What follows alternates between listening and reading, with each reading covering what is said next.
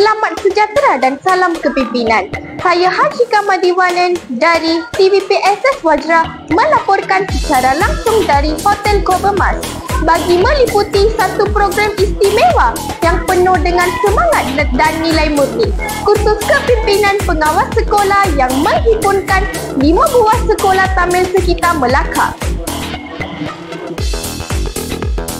Program berprestij ini telah disertai oleh pengawas-pengawas sekolah daripada SCKT Durian Tunggal, SCKT Bukit Lintang, SCKT Ladang Tebong, SCKT Kemuning HD dan SCKT Rumbia.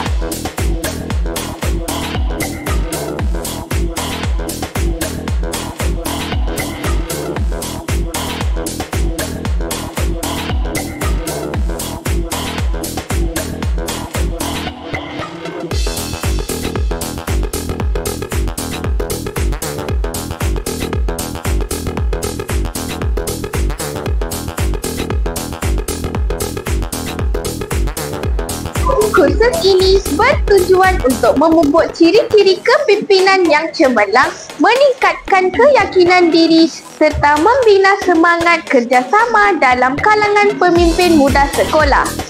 Sepanjang program ini, para peserta telah mengikuti pelbagai aktiviti menarik seperti latihan kepimpinan berpasukan, ceramah motivasi, aktiviti simulasi tugasan pengawas dan LDK yang mencabar minda dan sahsia.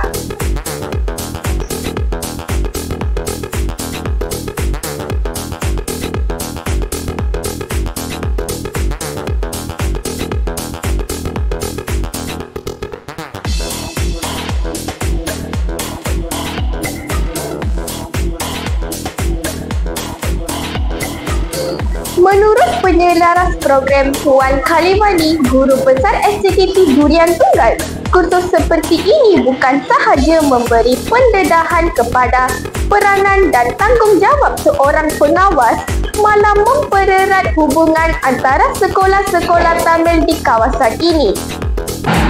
Syabas dan tahniah diucapkan kepada semua pengawas yang telah menunjukkan semangat, disiplin dan kerjasama yang tinggi sepanjang kursus ini.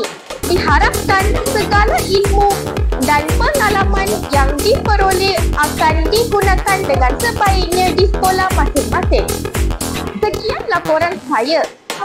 Saya Hashika Madiwanan dari Kursus Kepimpinan Pengawas Sekolah Tamil Zon Melaka. Majulah pengawas, majulah sekolah.